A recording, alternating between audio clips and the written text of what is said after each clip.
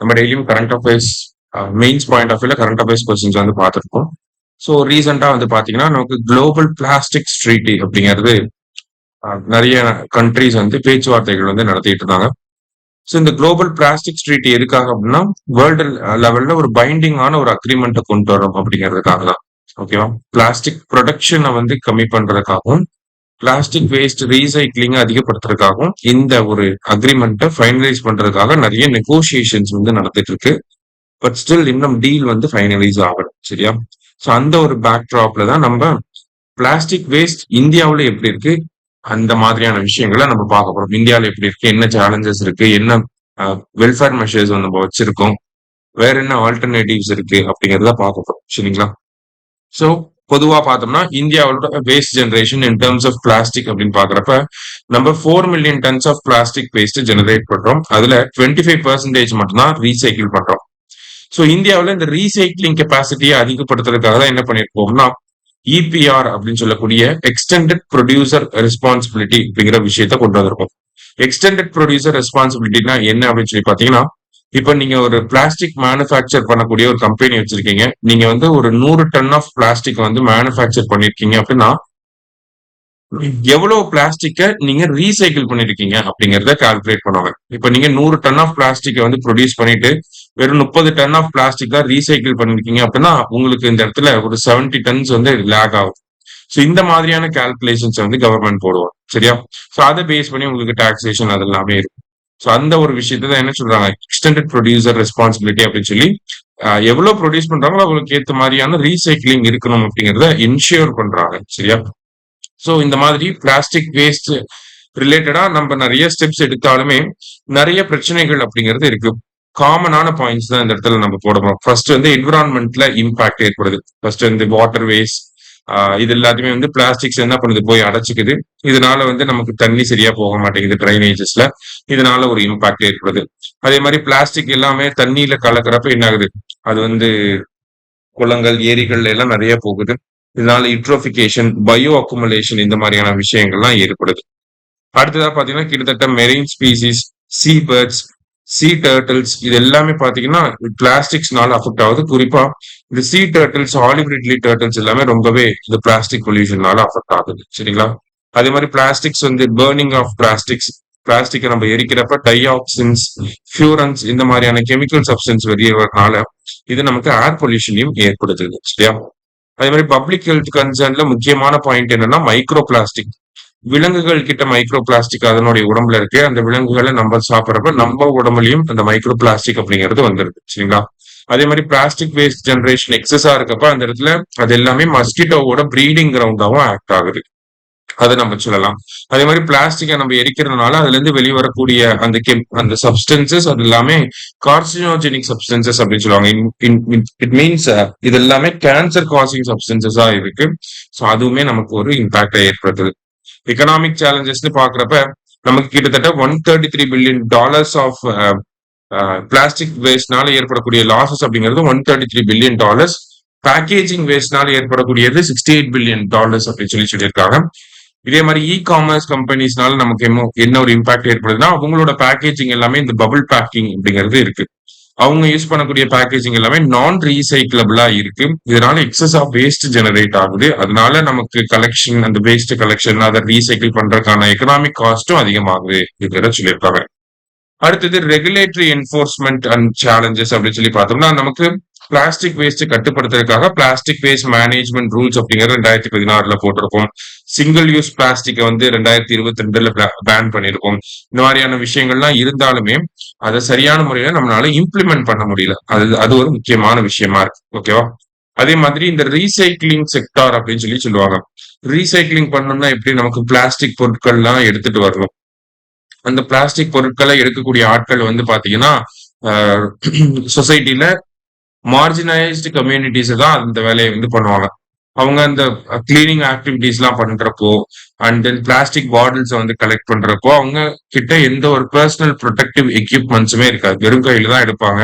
Gloves போட்டிருக்க மாட்டாங்க. இந்த மாதிரி அவங்களுக்குன்னு உண்டான விஷயங்கள் இருக்கு. அவங்களுக்குன்னு சரியான பே போறது கிடையாது. அவங்களுக்குன்னு சோசியல் செக்யூரிட்டி பெனிஃபிட்ஸ் அப்படிங்கிறது இல்ல. இதுவுமே வந்து ரீசைக்ளிங் லெவல் கம்மியா இருக்கிறதுக்கு அவங்கள நம்ம பாத்துக்காத ஒரு பெரிய காரணமாவும் இருக்கு. சரிங்களா? சோ அதையும் இந்த இடத்துல நம்ம கோட் பண்ணலாம். அடுத்தது டெக்னாலஜிக்கல் கேப் அப்படிங்கிறது பாத்தீங்கன்னா, நமக்கு வந்து ரீசைக்ளிங்ல மாடர்ன் டெக்னிக்ஸ் வந்து அவைலபிளா இல்ல. ஆஹ் அந்த விஷயத்த வந்து நம்ம சொல்லலாம். அதே மாதிரி நம்மளுமே சோர்ஸ் செக்ரிகேஷன் ஆஃப் வேஸ்ட் அப்படின்னு சொல்லுவாங்க. வீட்டுல குப்பையை போடுறப்பயே மக்கும் குப்பை மக்காத குப்பைன்னு சொல்லி போடணும். பிளாஸ்டிக் குப்பைகளை தனியா போடணும். இந்த ஒரு ஹேபிட் அப்படிங்கிறது தமிழ்நாட்டிலயும் கிடையாது, இந்தியாவிலயும் கிடையாது. இப்பதான் அதை கொண்டு வந்துட்டு இருக்காங்க. அதே மாதிரி பாத்தீங்கன்னா micro plastic pollution in agri sorry டெக்னாலஜிக்கல்லயே பாக்குறப்ப நமக்கு ஒரு ட்ராக்கிங் சிஸ்டம் அப்படிங்கிற வேஸ்ட் ட்ராக்கிங் சிஸ்டம் அப்படிங்கிறது கிடையாது. இல்ல ஆன்லைன் வேஸ்ட் ட்ராக்கிங் சிஸ்டம் அப்படிங்கிறது இல்லாம இருக்கு. அடுத்தது மைக்ரோ பிளாஸ்டிக் பொல்யூஷன் அப்படின்னு சொல்லி பாக்குறப்ப இது அக்ரிகல்ச்சர்லயுமே ஏற்படுது. அதுதான் பார்த்தோம். விலங்குகள்லயும் இருக்கு, நம்ம சாப்பிடக்கூடிய சாப்பாடுலயும் இருக்கு. ஆஹ் அதே மாதிரி நிலத்துல இருக்கிறனால இந்த மைக்ரோ பிளாஸ்டிக்னால நமக்கு சாயில் ஃபெர்டிலிட்டி அப்படிங்கிறது அஃபெக்ட் ஆகுது. அடுத்தது பயோடிகிரேடபிள் பிளாஸ்டிக்ஸ் அப்படின்னு சொல்லி கொடுத்துருக்காங்க. அதாவது பயோடிகிரேடபிள் பிளாஸ்டிக் நார்மல் பிளாஸ்டிக் ஒரு ஆல்டர்னேட்டிவா ப்ரொபோஸ் பண்ணாலுமே பயோடிகிரேடபிள் பிளாஸ்டிக் அப்படிங்கிறது அவ்வளவு சீக்கிரமா மக்கியும் போகாது. சரிங்களா? ஏன்னா அது அந்த டீகிரேடபிள் பிளாஸ்டிக்கா ஆகணும் அப்படின்னா அதுக்குன்னு சர்டன் கண்டிஷன்ஸ் எல்லாம் தேவைப்படும். பொதுவா நேச்சர்ல அந்த கண்டிஷன்ஸ் எல்லாம் வராது. அதனால என்ன ஆகுது, நமக்கு பயோடிகிரேடபிள் பிளாஸ்டிக்குமே வந்து சரியான ஆல்டர்னேட்டிவா இருக்காது. சரியா? நெக்ஸ்ட் வந்து பாத்தீங்கன்னா frame works related to this அப்படின்னு சொல்லி பாத்தீங்கன்னா first plastic waste management rules 2016. So 2016 கொண்டு வந்திருப்பாங்க. இதுலதான் எக்ஸ்டெண்டட் ப்ரொடியூசர் ரெஸ்பான்சிபிலிட்டி கொண்டு வந்திருப்பாங்க. முக்கியமான பாயிண்ட். அடுத்ததான் கேரி பேக்கோட திக்னஸ் வந்து 50 மைக்ரான் அளவுக்கு அதிகப்படுத்திருப்பாங்க. ஏன் கேரி பேக்கோட திக்னஸ் அதிகப்படுத்துறாங்க அப்படின்னா, நமக்கு கேரி பேக்கோட திக்னஸ் ரொம்ப கம்மியா இருக்கப்ப அதை ரீசைக்கிள் பண்ண முடியாது. திக்னஸ் எந்த அளவுக்கு அதிகமா இருக்கோ அந்த அளவுக்கு நம்மளால ரீசைக்கிள் பண்ண முடியும். அதனாலதான். அடுத்தது அமெண்ட்மெண்ட் ரூல்ஸ் 2018 கொண்டு வந்திருப்பாங்க. அவ்வளவு சிக்னிபிகண்டா இருக்காது நமக்கு. அடுத்தது அமெண்ட்மெண்ட் ரூல்ஸ் 2021 என்ன பண்ணிருப்பாங்கன்னா சிங்கிள் யூஸ் பிளாஸ்டிக்கை பேன் பண்ணிருப்பாங்க. ஜூலை 2022 பேன் பண்றோம் அப்படிங்கறது சொல்லியிருப்பாங்க. அதே மாதிரி அப்பதான் கேரி பேக்கோட திக்னஸ் 50 இருந்துச்சா வந்தப்ப இப்ப 75 இன்க்ரீஸ் பண்ணிருப்பாங்க. அதே மாதிரி 2022 வரப்ப அது வந்து 120 மைக்ரான்ஸா இருக்கணும் கேரி பேக்கோட திக்னஸ் அப்படிங்கிறது சொல்லியிருப்பாங்க. அடுத்தது அமெண்ட்மெண்ட் ரூல்ஸ் 2022 இபிஆர் கைட்லைன்ஸ் வந்து ஸ்ட்ரென்தன் பண்ணிருப்பாங்க. அமெண்ட்மெண்ட் ரூல்ஸ் 2024 டெபினிஷன்ஸை வந்து எக்ஸ்பேண்ட் பண்ணிருப்பாங்க. ப்ரொடியூசர்னா யாரு, இம்போர்ட்டர் பிளாஸ்டிக் ப்ரொடியூசர்னா யாரு, பிளாஸ்டிக் இம்போர்ட்டர்னா யாரு அப்படிங்கிற அந்த டெபினிஷன்ஸ் வந்து இன்க்ரீஸ் பண்ணிருப்பாங்க. அதே மாதிரி பயோடிகிரேடபிள் பிளாஸ்டிக் யூஸ் பண்ணணும் அப்படின்னா அதுக்கு வந்து ப்ரொடியூஸ் பண்ணணும் அப்படின்னா சிபிசிபியோட சர்டிபிகேஷன் தேவைப்படும் அப்படிங்கறத சொல்லியிருப்பாங்க.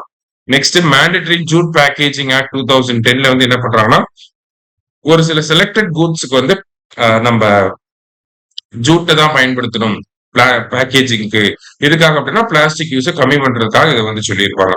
அடுத்தது ஆல்டர்னேட்டிவ் டு பிளாஸ்டிக்ஸ் அப்படின்னு சொல்லி பாக்குறப்ப பேக்கேஜ் பேஸ்ட் இருக்கு, பயோ பிளாஸ்டிக் இருக்கு, natural textiles, seaweed cups, algae blended எத்தினில் வினைல் அசிட்டேட் அப்படின்னு சொல்லுவாங்க. அடுத்தது கம்போஸ்டபிள் பிளாஸ்டிக்ஸ். இந்த மாதிரியான விஷயங்கள்லாம் ஆல்டர்னேட்டிவ்ஸ் அப்படின்னு சொல்லி நம்ம பிரசன்ட் பண்ணி காட்ட முடியும். அடுத்தது measures for better management of plastic waste. Plastic waste பெட்டரா மேனேஜ் பண்றதுக்கு என்னெல்லாம் எடுக்கலாம் மெஷர்ஸ் இருக்கு அப்படின்னு சொல்லி பாத்தீங்கன்னா trash to treasure, circular economy அப்படின்னு சொல்லி கொடுத்துருக்காங்க. அதாவது ரீசைக்கிளபிலிட்டி, அதாவது ரீசைக்கிளிங்க வந்து நம்ம ஸ்ட்ரென்தன் பண்ணணும் அப்படின்னு சொல்லி சொல்றாங்க. சரியா? அதே மாதிரி இந்த 4R framework reduce, reuse, recycle, recover அப்படிங்கறத நம்ம பண்ணணும். அடுத்தது tax break for recycled plastic use. அதாவது பிளாஸ்டிக்கை பயன்படுத்துறப்ப நமக்கு ஒரு செட் ஆஃப் டாக்ஸேஷன் வந்து போடுறாங்க. அதுவே ரீசைக்கிள்டு பிளாஸ்டிக்கை நம்ம யூஸ் பண்றோம் அப்படின்னா அதுக்கு டாக்ஸ் வந்து கம்மியா இருக்கணும், டாக்ஸ் இல்லாம இருக்கணும். அப்பதான் வந்து கம்பெனிஸ் என்ன பண்ணுவாங்க, டாக்ஸ் கட்ட தேவையில்லை அப்படின்னு சொல்லி நிறைய ரீசைக்கிள் பண்ண ஆரம்பிப்பாங்க. அதை சொல்றாங்க. அடுத்தது smart waste and smart cities அப்படின்னு சொல்லி சொல்றாங்க. ஸோ ஐஓடி, ஏஐ இந்த மாதிரியான டெக்னாலஜிஸை பேஸ் பண்ணி நமக்கு வேஸ்ட் மேனேஜ்மெண்ட் பண்ணணும். அதே மாதிரி சிட்டிசன்ஸ் வந்து வேஸ்ட் வந்து அதிகமா இருக்கு அப்படிங்கறத ரிப்போர்ட் பண்றதுக்காக மொபைல் ஆப் ஏதாவது கொண்டு வரலாம் அப்படின்னு சொல்லி சொல்றாங்க. அடுத்தது greening the supply chain, EPR reform அப்படின்னு சொல்லி சொல்றாங்க. So plastic credit trading system, plastics எவ்வளவு அளவுக்கு ரீசைக்கிள் பண்ணிருக்காங்களோ அந்த அளவுக்கு கம்பெனிஸ்க்கு நம்ம கிரெடிட்ஸ் வந்து கொடுக்கலாம். அந்த கிரெடிட்ஸ் அவங்க வேற பர்பசஸ்க்காக பயன்படுத்திக்கலாம். நிறைய கிரெடிட்ஸ் இருந்தா நிறைய லோன்ஸ் கிடைக்கும். அப்புறம் அப்படிங்கிற மாதிரியான ஆஃபர்ஸ் கவர்மெண்ட் வந்து கொடுக்கலாம். அது மாதிரி இந்த ரீசைக்கிள் பண்ணக்கூடிய செக்டார் இன்ஃபார்மலா இருக்கு, அவங்கள வந்து கொஞ்சம் பாத்துக்கணும் அப்படிங்கறது சொல்றாங்க. அடுத்தது நேஷனல் வைட் அவேர்னஸ் கேம்பெயின்ஸ் அப்படின்னு சொல்லியிருக்காங்க. பிளாஸ்டிக் எஜுகேஷன் ஸ்கூல் கரிக்குலத்துல எல்லாத்துலயும் எல்லா ஒரு சேலஞ்ச்லயும் இதை நம்ம போடலாம். மெஷர்ஸ்லயும் ஸ்கூல் கரிக்குலம்ல இதை சொல்லிக் கொடுங்க அப்படின்னு சொல்லி. So plastic education in school curriculum, அதே மாதிரி செலிபிரிட்டிஸை இன்வால்வ் பண்ணது. அடுத்தது வந்து national innovation challenge on plastic alternatives. அதாவது இதுவுமே ஒரு முக்கியமான பாயிண்ட் தான். பிளாஸ்டிக்கு என்ன ஆல்டர்னேட்டிவ் இருக்கு, அதுக்கு ஏதாவது ஒரு ப்ராடக்ட் கண்டுபிடிச்சு கொண்டு வாங்க, அதுக்கு ஒரு இனோவேஷன் சேலஞ்ச் வச்சு அதுக்கு பிரைஸ் மணி அறிவிக்கலாம், அந்த மாதிரியான விஷயங்களை பண்ணலாம். அடுத்தது வேஸ்ட் டு எனர்ஜி, இது கூட அவ்வளவு நமக்கு ரிலேட் ஆகாது இந்த இடத்துல. அடுத்தது பிளாஸ்டிக் ஃபுட் பிரிண்ட் ஆடிட்ஸ் அப்படின்னு சொல்றாங்க. Annual audits for medium and large companies எவ்வளவு ஜெனரேட் பண்றாங்க, எவ்வளவு ரீசைக்கிள் பண்ணிருக்காங்க, இந்த மாதிரியான விஷயங்களை ஸ்டடி பண்றதுக்கான ஆடிட்ஸ் வந்து நடத்தணும் அப்படின்னு சொல்லி சொல்றாங்க. ஓகேவா? சோ அடுத்தது கிரீன் ப்ரொக்யூர்மெண்ட். கவர்மெண்ட் என்ன பண்ணணும் அப்படின்னா அவங்களோட ப்ரொக்யூர்மெண்ட்ல ரீசைக்கிள்டு பிளாஸ்டிக் வந்து அதிகப்படுத்தணும் அப்படின்னு சொல்லி சொல்றாங்க. அடுத்தது வேஸ்ட் ப்ரிவனர்ஸ் அப்படின்னு சொல்லி சொல்றாங்க. So mini small special economic Jones அப்படிங்கறத ரீசைக்கிளிங் இண்டஸ்ட்ரீஸ் செட்டப் பண்றதுக்காக மட்டுமே அந்த ஸ்பெஷல் எக்கனாமிக் ஜோன் இருக்கணும் அப்படிங்கறத சொல்றாங்க. அடுத்ததா பிளாஸ்டிக் ஃப்ரீ ஃபார்மிங், அதை ப்ரொமோட் பண்றதுக்காக நமக்கு பயோடிகிரேடபிள் பிளாஸ்டிக்ஸ் அந்த மாதிரியான விஷயங்களை சொல்றாங்க. சரியா? லாஸ்டா பிளாஸ்டிக்கை ரோட் கன்ஸ்ட்ரக்ஷன்ல பயன்படுத்தலாம் அப்படிங்கிற ஒரு விஷயத்தையும் கொடுத்திருக்காங்க. ஓகே, அடுத்ததா வந்து பாத்தீங்கன்னா நமக்கு பிளாஸ்டிக் ஈட்டிங் பாக்டீரியா அப்படின்னு சொல்லி கொடுத்திருக்காங்க. இதுல இந்த பாக்டீரியாவோட நேம தெரிஞ்சுக்கோங்க. இடியோனெல்லா சகாயன்சிஸ் அப்பரைட்டிமா அப்படிங்கிற இந்த பயோ சொல்யூஷன்ஸ், இந்த மாதிரியான பாசில்லஸ் சப்டிலிஸ் அப்படிங்கிற இந்த பிளாஸ்டிக்ஸ் ஈட்டிங் பாக்டீரியா, அதோட இம்பாக்ட் என்ன, பிளாஸ்டிக்கை வந்து CO2 வாட்டர் பயோமாஸா பிரேக் டவுன் பண்ணுது, மல்டிபிள் பிளாஸ்டிக்ஸை வந்து டீகிரேட் பண்ண ஹெல்ப்ஃபுல்லா இருக்கு, சர்க்குலர் எக்கானமி ப்ரொமோட் பண்ணுது அப்படின்னு சொல்லி இந்த மாதிரியான பாசிட்டிவ்ஸ் எல்லாம் இருக்கு அப்படிங்கறத நம்ம சொல்றோம். சரிங்களா? சோ பிளாஸ்டிக் ரிலேட்டடா ஏதாவது கேள்வி கேட்டாங்கன்னா இதுல இருக்கிறத தாண்டி எதுவும் வராது. அதனால நல்லா படிச்சு வச்சுக்கணும். சரியா? தேங்க்யூ.